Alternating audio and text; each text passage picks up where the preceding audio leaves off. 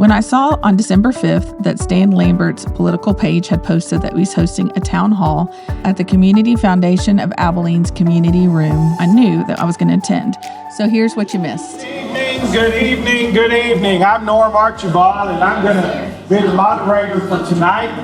And I want to thank you for coming out on a cold Tuesday evening in our city, the first day of the frost. And so we're glad you're here. And we're going to try to put this into an hour-long town hall meeting. We want to answer the questions. You've had a chance to write cards, and Stan's going to come up in just a moment and share a little bit about the upcoming session, and then we'll open it up and I'll moderate the question and answer period at that time.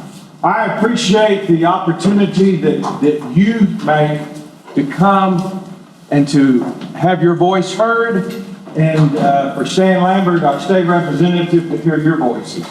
And I think, having been an elected official before, I think this is real important things to talk about.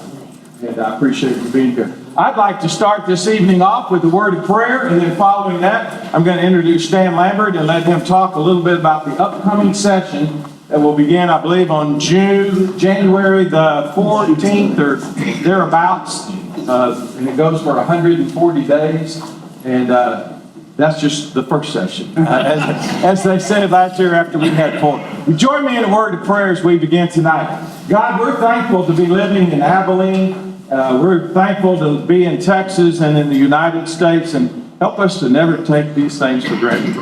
Thank you for the desire of people to have a government that works for us, that is sensitive to people's needs, looks to the future, builds businesses and goodwill, and is a good place to be. Thank you for Stan Lambert and his dedication over many years to serve the community.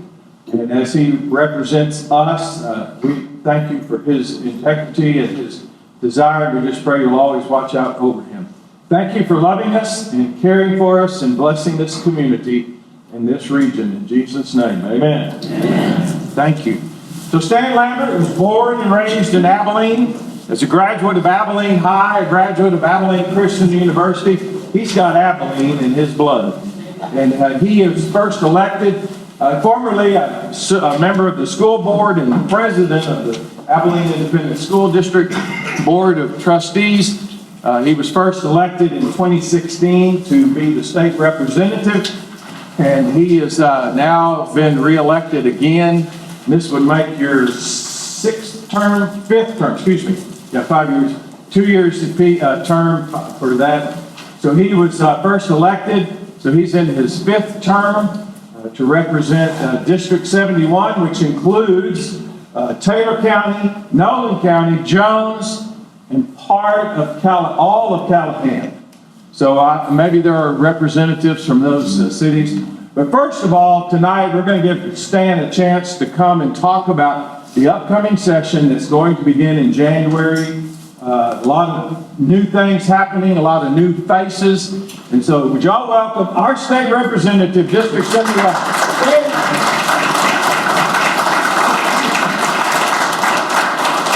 I guess when you're not mayor anymore, you forget what day of the week it is, but it's not Tuesday. It's actually... Oh, it's Wednesday. Hey, and if you grew up Church of Christ, this is prayer meeting night. Yeah. You know, someone died one time, went to heaven. There was a long, long line at the pearly gates, and he was last in line. He waited, and finally, there's this big roar of applause. Everyone was just clapping and hollering and excited, and the word kind of started coming down the line as to what happened, and finally got to him, and he said, "What happened?" And the person in front said, "We found out Wednesday nights don't count." So,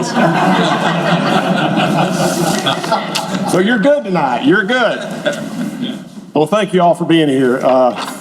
Thank you for taking time out of your schedules. I know your schedules are busy, and it's getting to be, or it already is, a very busy time of the year. So thank you very much for taking time to come out tonight. I'm going to speak for just 15 or 20 minutes, and then I hopefully you signed up and asked some questions that we want to try to address. We've got a little bit of a limited time period. I've got another commitment at 8 o'clock, so we're going to have to end this right around 7:30. But if we haven't addressed your question, if we haven't gotten around to what you really want to know from me, I'm just going to ask a favor. Would you please talk to Robin, give her your phone number. We'll call you. I'll call you, I promise you, before Christmas. I'll just say that, okay? Before Christmas, you will have a call from me, and we'll try to cover whatever it is we don't cover tonight. But thank you for being here. This is kind of a historic time in our state government. It is coming off a very successful November election. I think we would all agree that things worked in our favor for the conservatives, and we hope that things in Washington, D.C. will parlay into things that are going to be happening in Austin as well.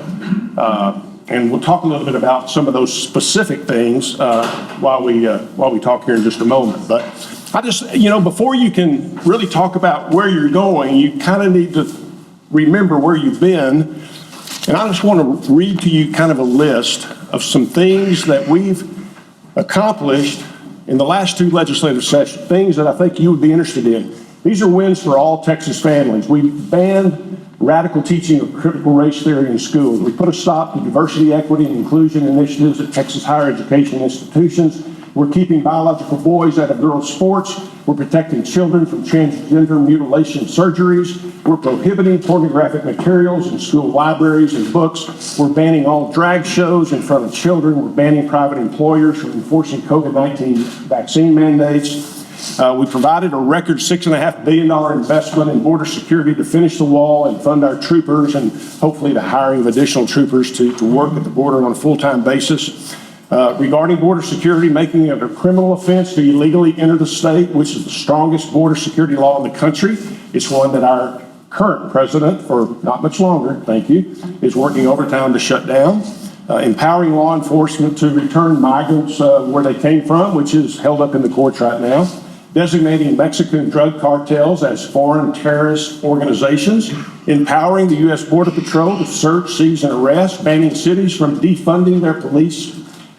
Which, wow, that when you go to Austin and you think about we're defunding police in Austin, it worries me a little bit. I don't get out on the streets as much as I used to, but there's some things about that we need to talk about.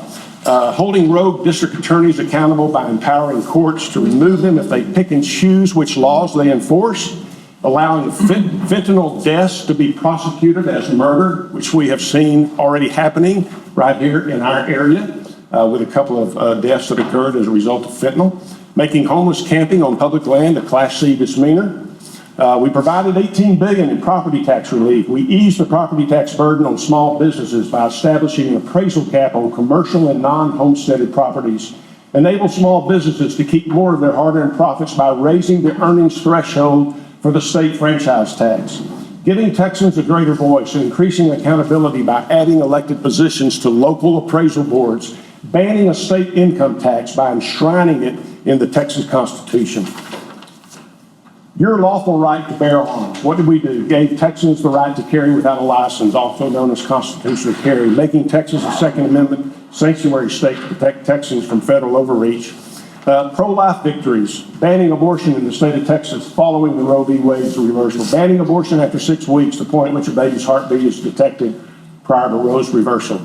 Tackling the maternal mortality crisis by expanding access to pregnancy and childhood services, extending health benefits from 60 days to 12 months for new mothers and their babies, and then protecting Texas students from big tech, strengthening privacy protections of Texans by giving them greater control over their data and how much is exposed to big tech companies, restricting access to pornographic material among children and holding social media companies accountable for verifying user ages, giving parents more control over their children's social media activity, requiring parental consent for children to create social media accounts. Those are just some of the things that we have been working on in the last two sessions, in the 87th and 88th legislature. So we're about to start the 89th legislature. As Norm mentioned, we've got a lot of new faces, a lot of new freshmen that are coming in, 31 new freshmen. 12 of those are women, which I am glad to see more women are getting involved in government at all levels. I think that's important. I want to see us continue to allow those freshmen to realize the difference between campaigning and governing, and that always takes a few weeks in the early part of the session. And so that's why the governor only allows emergency items to be looked at in the first 60 days of every legislative session. So all the bills that you're going to hear about being filed, all the thousands really that ultimately end up being filed, those really don't start getting looked at until after we deal with the emergency calendar. And the only person who knows what's going to be on that emergency calendar right now is Governor Lambert. We know school finance, we know vouchers will be on that list. We know those are things that are very important to him. He's made it very clear that public education will not suffer as a result of installing a brand new voucher program in the state of Texas. We think that border security, of course, will still be on the agenda, but we might get some relief. That might dampen some as a result of how much we get help from the federal government in the next several months, the next couple of years under the Trump administration. So those are going to be things that we're going to deal with in the early stages of January and early February. I think we're ahead of the game as far as some working groups that have already been meeting in Austin, getting a head start on coming up with things like infrastructure, water, nuclear energy, which is very important, of course, to us. Things that are going to be important, healthcare, education, all of these different major topics.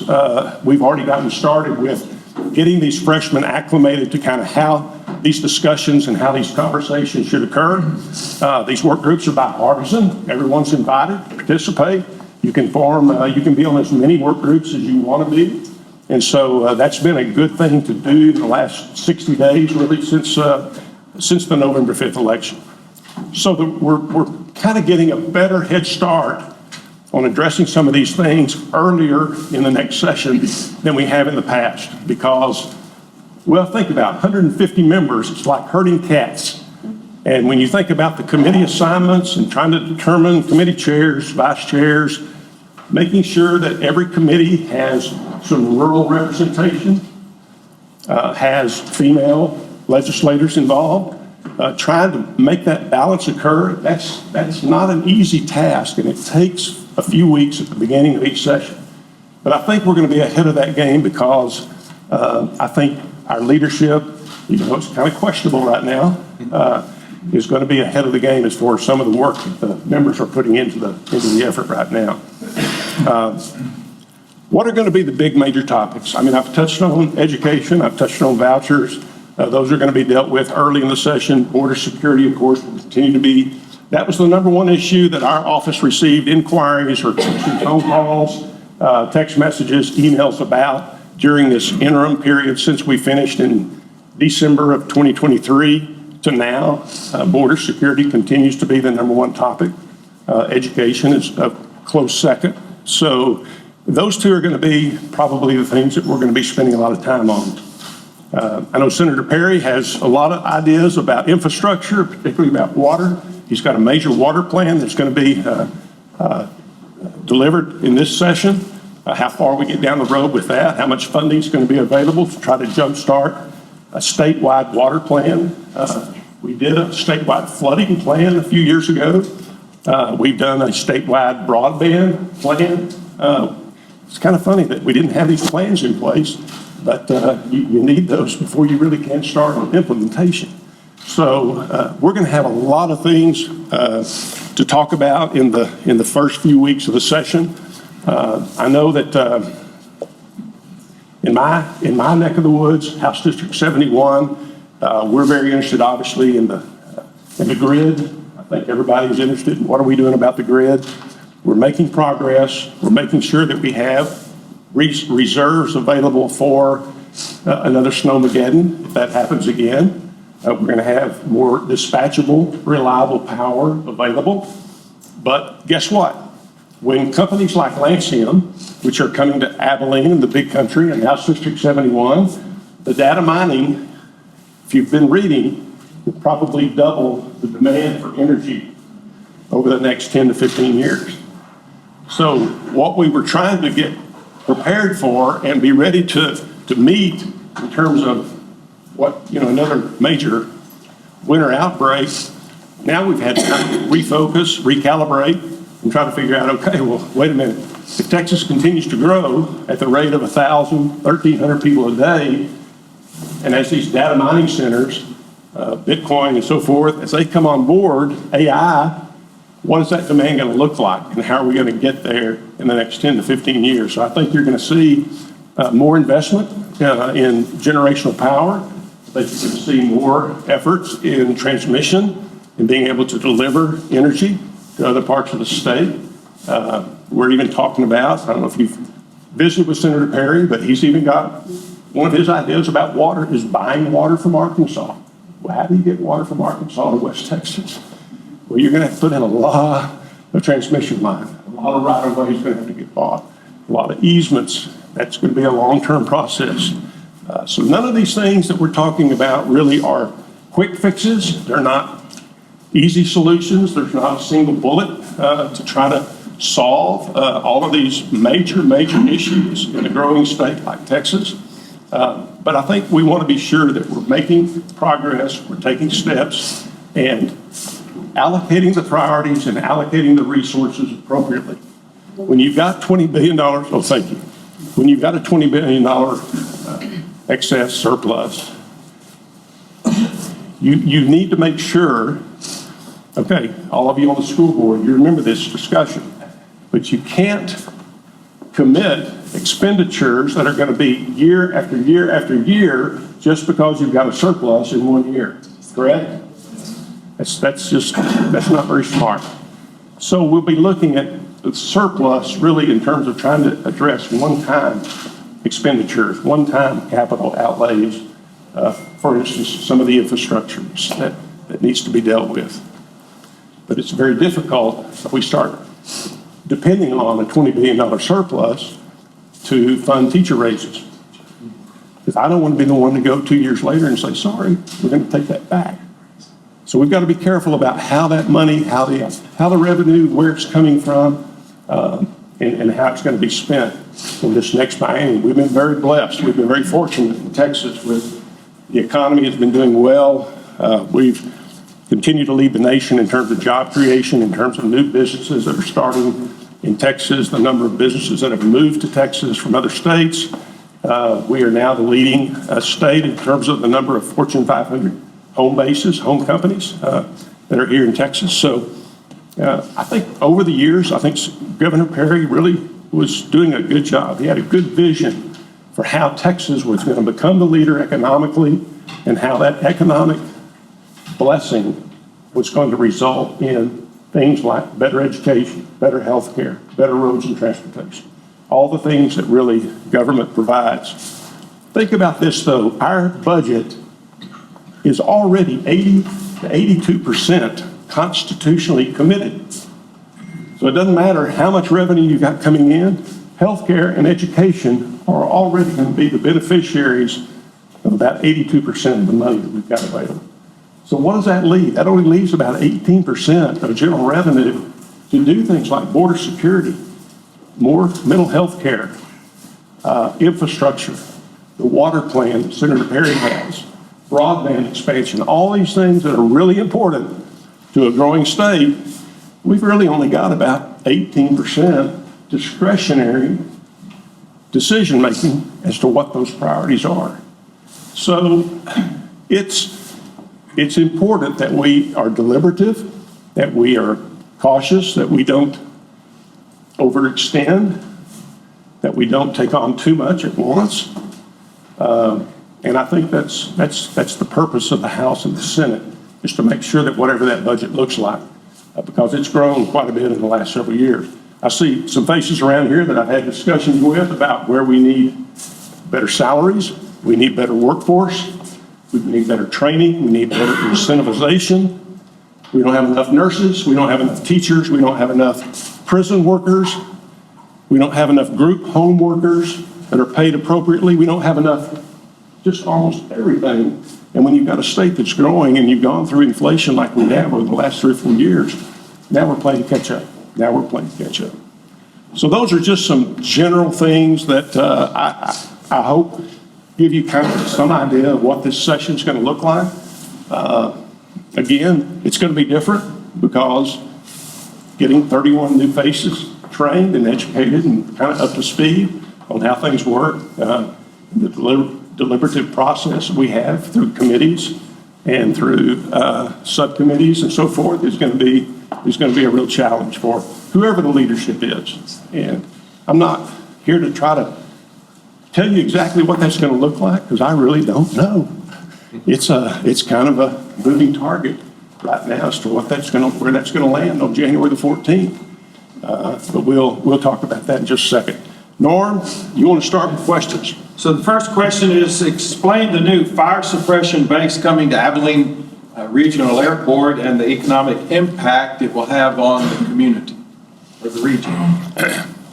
The air tanker base that will be built, they're going to expand one of the runways at Abilene Regional, and the additional ramp space and the additional landing space that's required for these large, we call them LATs, the large aircraft tankers. We don't own any of those tanker planes. The state of Texas does not own any of those. We lease those from the U.S. Forest Service. And so that's why you see them, they'll be here in Abilene one day, they'll be in California the next day, they'll be, fighting wildfires all over the country. But by moving that permanent base here, those tankers, when they're not fighting wildfires, will be here. The pilots will be here, the support staff will be here. It's not a large influx of employees necessarily, maybe 15, maybe 20 at the most. But we are excited about having that located here. It was in Austin. The permanent base for those large air tankers was in Austin at Bergstrom. Anybody flown out of Bergstrom lately? The Texas A&M Forest Service didn't even have priority clearance. Did not have priority clearance. If there was a wildfire, even 50 miles in Bastrop, Norm, they had to get behind Southwest and American on the flat pattern before they could take off and land. So with Abilene being the host, we're going to roll out the red carpet. We're going to be their home base for those 10 or 15 or 20 employees, and those pilots, so that when they're not flying in California or New Mexico or up in the Panhandle or wherever they're flying to try to help us, then that will be, and Abilene being the central location for that. So the economic benefit, it's about a where's Brian? 28 million? Brian Yates? 28, is that what it turned out to be? More or less. Okay. 20 from the state. 20 from the state, and just that $20 million grant through TxDOT Aviation Services will provide the additional funding for us to build that here. That's it's hard to think about it in terms of a quick investment, but over a long period of time, when those planes can take off right here and save property within a 100-mile radius of Abilene, the big country, I think West Texas will be the beneficiary of that move. Another question, you mentioned about the border. Can you tell us about your trip to the border and what you saw when you were there? I went to the border in, I believe it was October of 2022, and that's the last trip I've made. We've tried to get scheduled back this summer to go again, but DPS had started eliminating those trips because the numbers and the number of migrants that were coming across had really decreased to a very nominal amount. And so they weren't taking any elected officials down there as far as statewide. So the last trip was in October of 2022, and there were about four or five of us state representatives that went on the trip. DPS kind of gave us a briefing in a room like this, kind of gave us all the numbers, the statistics of what was happening at that time. Then we got on a gunboat, went down the river, saw the buoys, and automatic weapon right at my feet. I mean, that's what they're dealing with every day.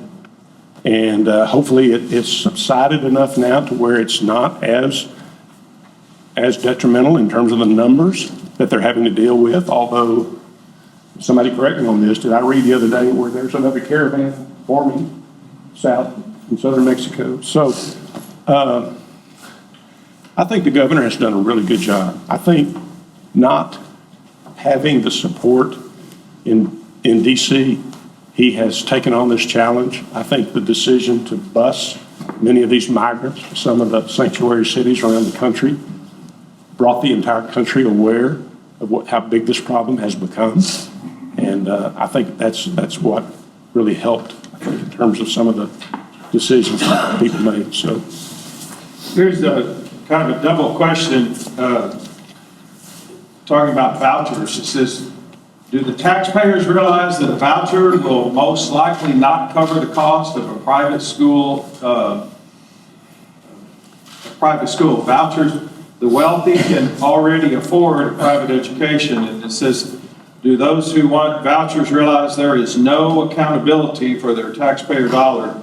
That's not what I want. So can you just address the vouchers? Well, it's a little difficult to talk specifics because we haven't seen the actual legislation in terms of a bill and what's going to be included in that, how expansive it's going to be, just what it's going to cover.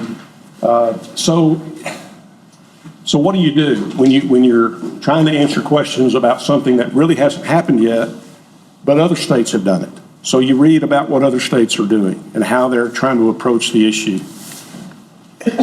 Some states are having some good success with ESAs, the Education Savings Account. Other states are now backing away. If you look at Arizona, they are now having to cut major programs in their budget because the voucher program has grown so much larger than what they have budgeted. So if that is possible, in whatever voucher program that we pass, and I'm admitting the fact that I think it's going to pass. We just don't know what form, how it's going to be regulated, how it's going to be restricted, or if it's just going to be wide open universal, which is what the governor's really advocating. But the Senate will have their version, the House will have their version, and I think there will be some differences in each one of those bills. And like we always say, the devil's in the detail. But if the governor's successful in getting what he wants, then I think we have the potential, not immediately, but I think over a period of time, we have the potential of this becoming a very, very large expenditure for the state. If we're creating $20 billion surpluses every 2 years, hey, no problem. We can find out how to pay for that.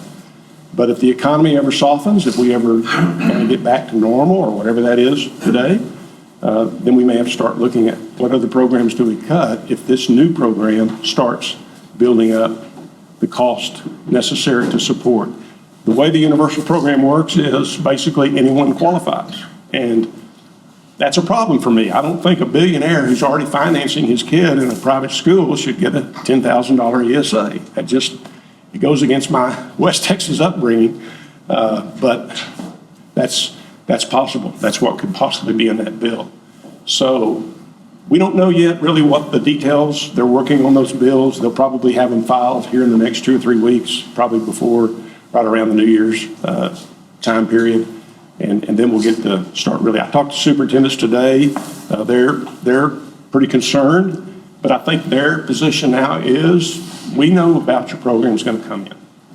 And so what we want to make sure is that it does not drain resources from public education, and that the fact that we're having to approve deficit budgets right now just to stay afloat, we need to address that issue, and we need to address the teacher shortage issue.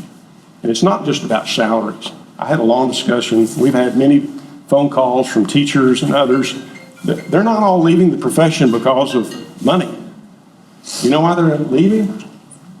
Classroom management, discipline. The discipline has just gone out the door. Teachers are getting kicked, spit on, bitten. I mean, I'm glad my wife's retired. But that's chapter 37 in the education code. We've got some things that we're going to try to change this year. So we usually when we do something, that pendulum always swings too far the other direction, and we need to come back with some balance to give our teachers and our administrators more authority and more responsiveness. So we have a question involving, Larry, you wrote the question, IDD. Yeah. I don't know what IDD stands for. Intellectual and developmentally disabled. Okay. And then Jeannie Gooch here is representing the Betty Hardwick MHMR. And I know we usually, someone's here from the state-supported, Abilene State-Supported Living Center. But all three of those are looking at our needs for people, a lot of it's younger people, in most, but not necessarily, but what about funding for programs like the State-Supported Living Center, MHMR, and IDD? Yeah. There has been some additional funding in the last 2 or 3 sessions for mental health, and we have had the ability to institute some programs, I think, that are proving to be very positive and effective. Just to give you an idea, when did we start the 3-person with the community response team? Community response? 2019. 2019. So now, when we have a situation on the street and one of our APD persons encounters this individual, and if they haven't committed a crime, or if they're, just needing help, but maybe don't know how to communicate it very well, but obviously there's a mental health issue involved, the crisis response team comes to that person, and it involves an APD officer, it involves someone in the Abilene Fire Department, so we have capability of some emergency medical service if necessary, and then we have a social worker in the patrol car as well.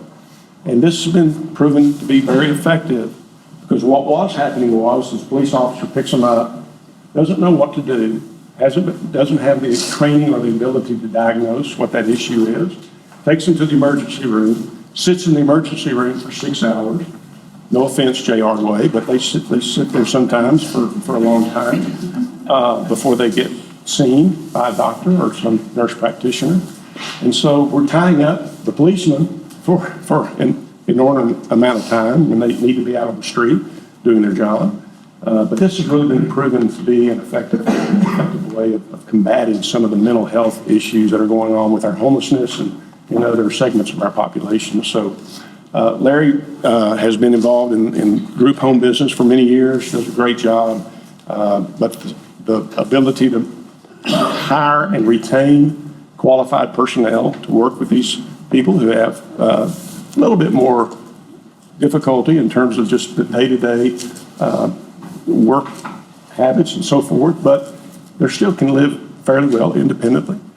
We don't have to put them in a state-supported living center. That was the purpose of expanding the group home concept. How many years ago? 10, 12?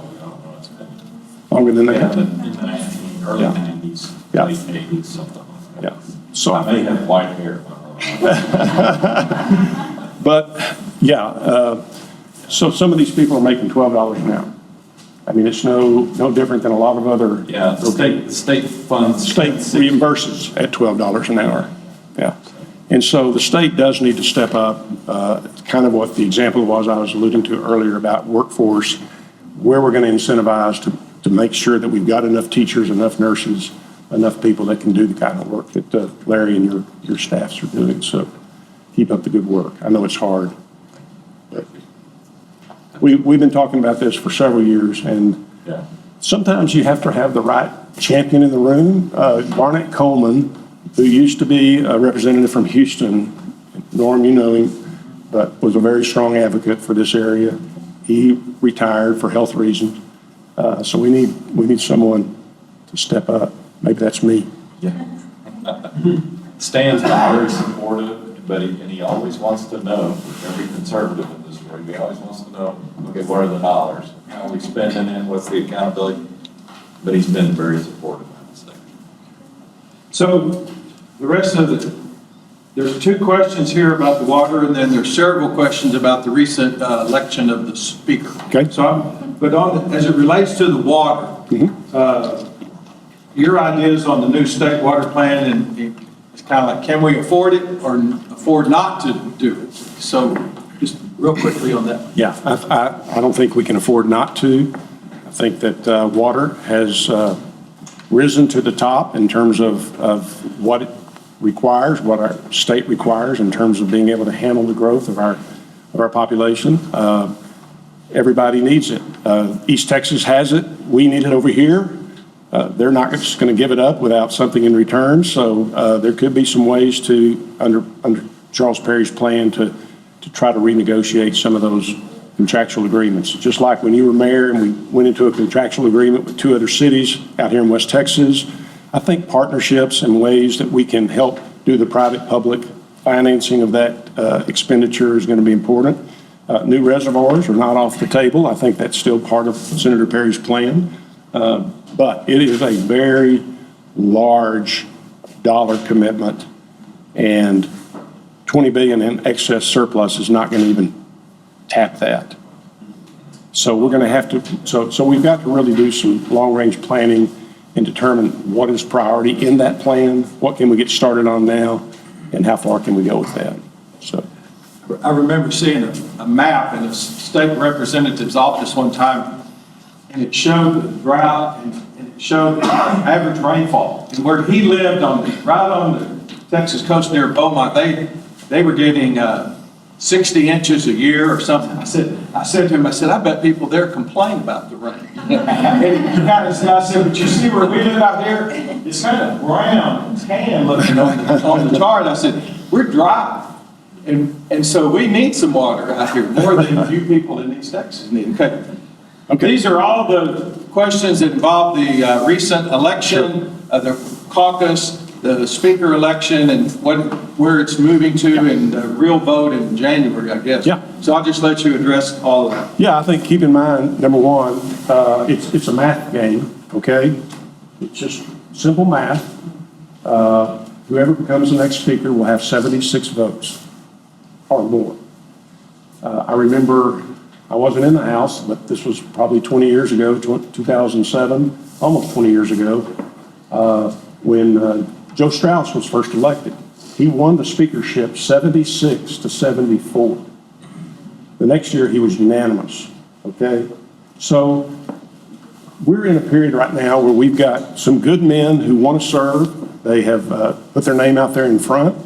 One put his name out there back in August, David Cook from Mansfield.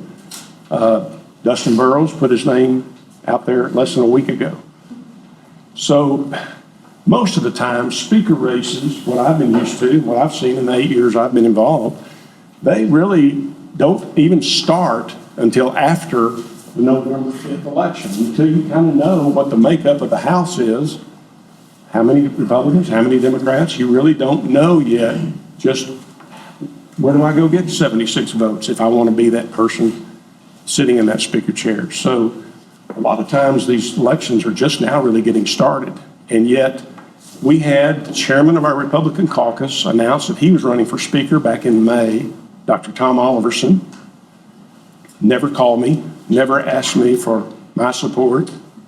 I think if you're going to run for something, don't you call the people that are going to actually raise their hand and vote for you? Here's why I want to run. Here's my platform. Here's what I want to achieve. Never heard from Tom. The next person that filed, I believe, was Shelby Slauson from Stephenville. Never a phone call. Never asked for my support. And so really the speaker race started 6 months even prior to the November election, which is when it really normally starts. So it's really been different the way it's evolved this time. David Cook's a good man. He's a good Christian man. I've had 2 or 3 really good conversations with David about why he's running for speaker and what he wants to achieve. And it's not just the Democratic chair issue. There's a lot of other things, policy-wise, how he would handle certain issues. I mean, there are a lot of different things that go into that. So we've had those discussions. David's an urban guy. The new guy that's now running, Dustin Burrows, is a West Texas guy. He understands West Texas. He understands rural values. He understands our core and our common beliefs. So I had to make a decision, just so you'll know, I had to make a decision in less than 48 hours, which one of those guys I was going to plant my flag behind, okay? Had very short conversations with Chairman Burrows as well before the vote on Saturday. So we walked into the caucus meeting and we started filling out secret ballots. And after 2 rounds of secret ballots, there was no clear winner. I mean, one had a few more votes, I think 6 or 8 more votes than the other. But the threshold, the way the caucus rules read, is that you have to reach 2/3 to be the nominee. Neither one of those gentlemen could reach that. And we found that out after 2 votes, that there was really no change. I think there was one person that maybe moved from one candidate to the other candidate. So we're in a stalemate. And we're kind of sitting there thinking, well, what happens next? If we keep voting, the threshold does get lowered to 3/5 eventually, okay? But our side, our group, asked for a 10-minute recess. We said, and we won't even leave the room. Can we just get over here on this side over here? And can we just talk amongst ourselves? And they wouldn't let us. Mr. Cook's team of leadership said no. And then put it up to a vote. And it got voted down. And it was at that point that a lot of us realized if that's how you're going to run for speaker, and that's how you're going to manage the process, we're going to leave. And we walked out. And within 3 or 4 hours, I guess, a number of Republicans that were supporting Burrows, along with a number of Democrats that were supporting Burrows, he had 76 votes. And that's why he had a press conference and announced that I've got 76 votes. 30 minutes after that, I believe, is when Mr. Cook, with only 48 members still sitting in that caucus room, had a vote, and it was unanimous. He won all 48 of those votes, but it wasn't didn't represent the entire caucus. So we've got a problem, and part of it is this: caucus rules have not always been followed. We've had a number of caucus rules that have been violated in the past. I'll give you one example. We passed a bylaw in our caucus back in 2017, I believe. No, it wasn't my first term, it was my second term, 2019.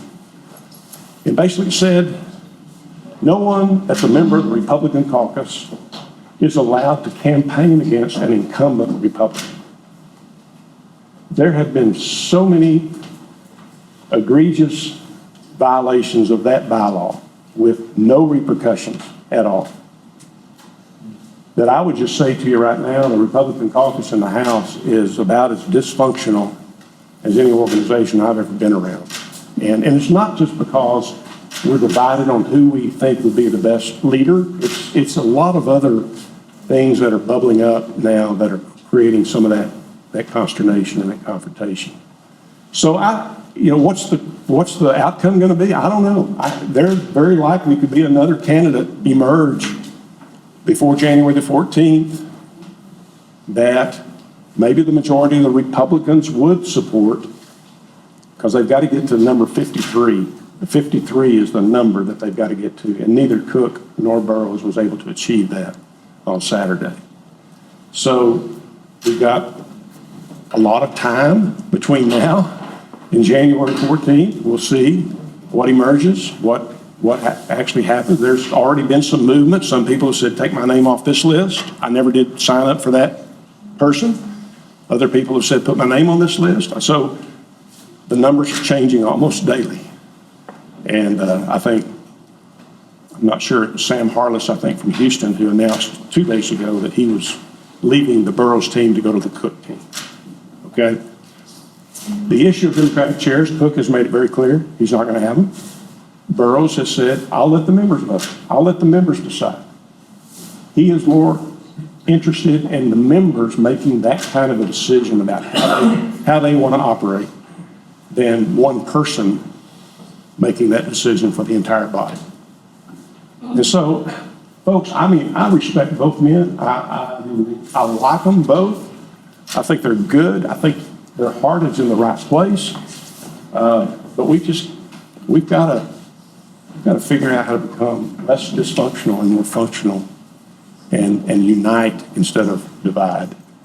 and maybe something is going to happen in the next 3 or 4 weeks to get us to that point. So So when does the vote actually take place? January the 14th. So January. there's no official vote, No. vote until someone gets. Yeah, oh, yeah, we can go to caucus meetings and we have all kinds of straw votes and secret ballots, and we can do all that. Yeah, nothing is official until January the 14th, so. So, before we get off of this, can we ask specific questions? Yeah. All right, so you said something that kind of surprised me, but it doesn't. Okay. There are bylaws or rules for the caucus, and they're violated all the time. Did you violate the rules yourself by leaving and not accepting the majority vote that happened after your group left? I walked out, Dan, because the other group wouldn't let us have a 10-minute recess. Yeah, but that's 10-minute recess.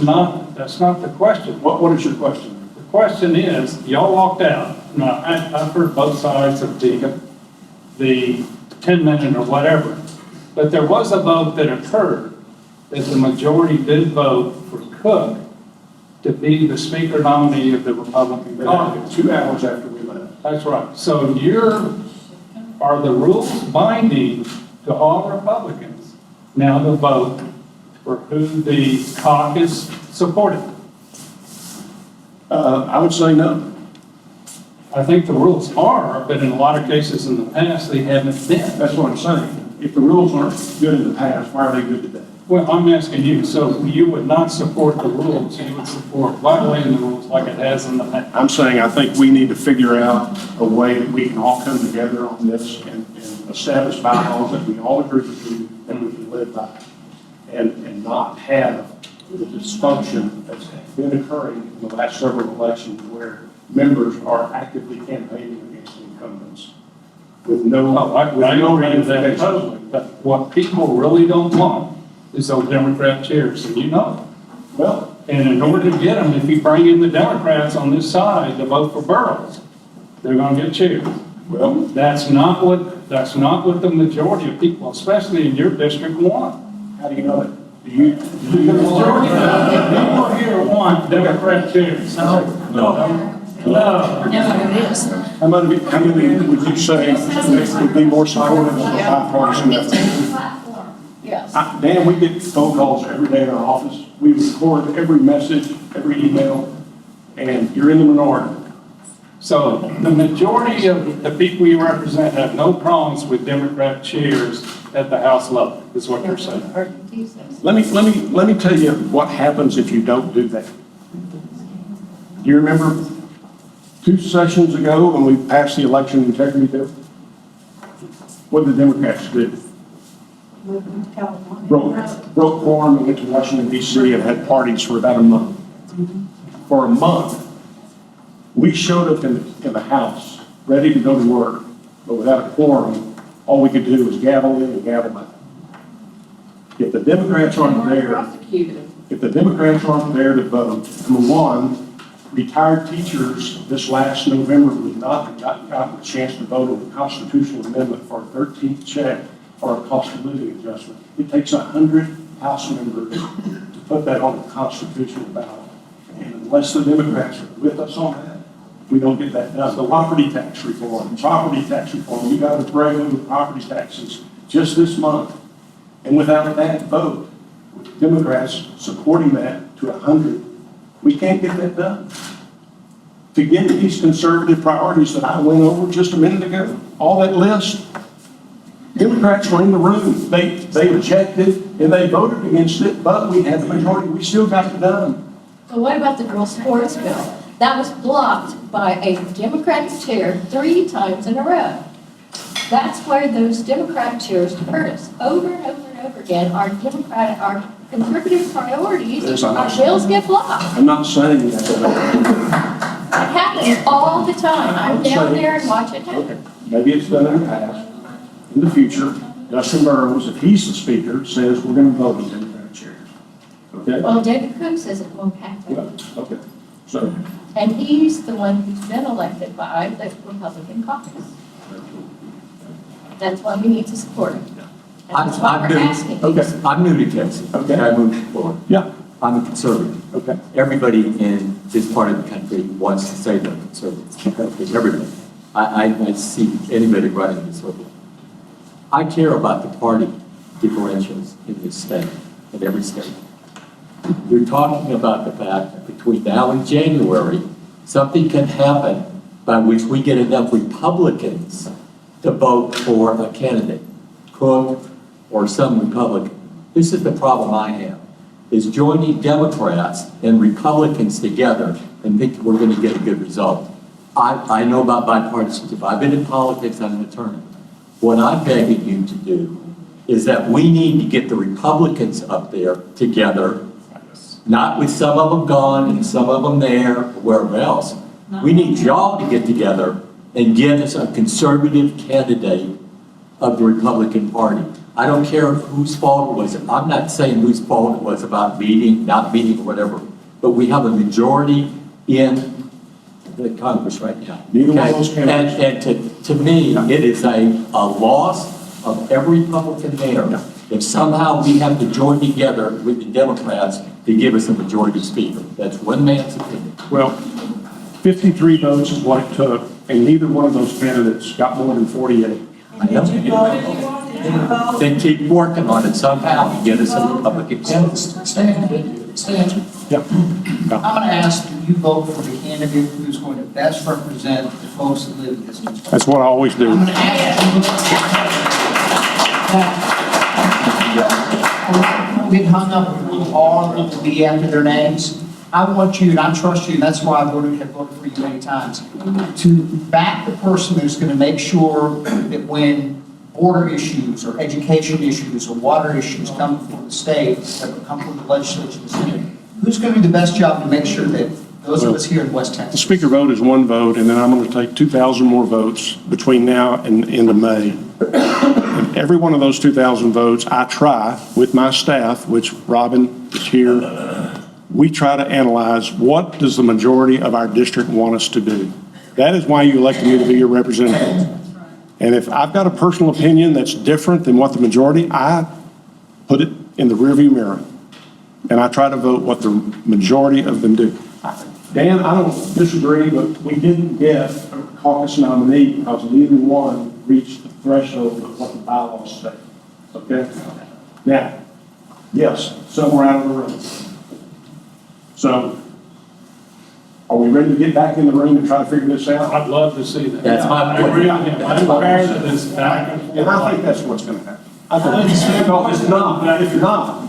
Can I say something, please? Yes, sir. So you mentioned Governor Abbott, Davis Parker from Abilene. Yeah. Governor Abbott just issued a statement. He says on his X account on the post, let me be clear. I worked this entire year to elect conservative candidates who will pass conservative laws, including school choice. To achieve that goal, we need a Texas House Speaker chosen by a majority of Republicans in accordance with the Republican caucus rules. What would your response be to Mr. Abbott? I would say, Mr. Abbott, you just basically were hypocritical in what you just said. You said either the majority or you said the bylaws. The caucus nominee would be based on the bylaws, which state 2/3 of the Republican caucus members, well, are down to 3/5 on a third or fourth vote. Neither one could get there. Neither one could get there. It was a stalemate, totally. Yeah, Mark? Well, I'm old enough to remember, Pete Laney, the Democrat, the Harley Newville Democrat, he worked across the aisle. Joe Strauss worked across the aisle and got things done. Now, we got the little email the other day from Donald Trump Jr. that we all needed to get behind Cook. Well, Donald Trump Jr. could just mind his own damn business. He doesn't have a vote anyway. He doesn't have a vote anyway. Strangely enough, I've got a copy of it. The Houston Chronicle wrote an editorial today about this very thing. And Burroughs supported Abbott in the vouchers. He did the 6-week abortion ban. He did the transgender legislation. The only thing he did was vote against Ken Paxton. And Brother Paxton is still on the vendetta ride, and that's why the Cook people want to go. That's all I got. I worked at 77 at the last session, Lambert was in. I know exactly why partisanship existed in the Texas House. It was based on reason to keep outside influence and partisanship from infecting the House's ability to conduct business. When the Democrats abandoned reason and have enlisted national powers to their aid, and they've drawn Republicans away from our own caucus, they're putting us into three pirates on an island problem. The big one, the majority, will always be attacked by the smaller two. Founding fathers pointed out that was a key problem in failure in Abilene and Lee. How is this not putting us in the same position? Thank you. Okay,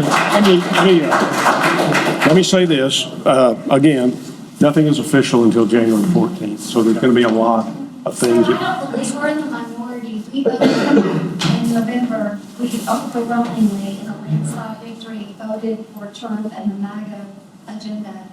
And you, as our representative, it is incumbent upon you, you have a clear mandate to represent the people and uphold the will of the people. And, you know, And I do. And I don't What like you don't Dave see- Phelan, the By fact that walking Dave out, Phelan, you did not. the way that By Dave walking out, Phelan, you pulled the same thing that the Democrats did back when they went to Washington. Well, you're Took not your seeing- toys and went home. and you're Dave not- Phelan, listen, what you're not then seeing- I wasn't finished. What you're, okay, good.